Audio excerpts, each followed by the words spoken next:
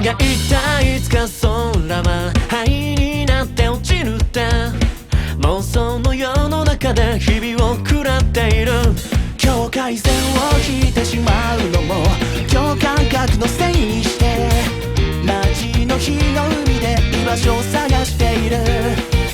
どこへ行くにもこの足は退屈に染まってるのかな。少しだけ先の景色が見たいだけなのに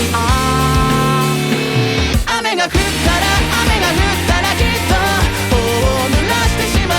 枯れてしまった色ですが愛しくなるのに目をつぶったらもっと遠く霞んでしまう。うるさくなった雨の音笑い飛ばしてくれ。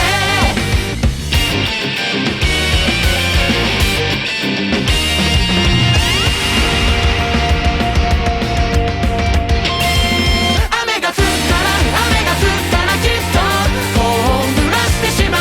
枯れてしまった色ですら愛しくなるのに目をつぶったらもっと遠く霞んでしまう。うるさくなった雨の音笑い飛ばしてくれ。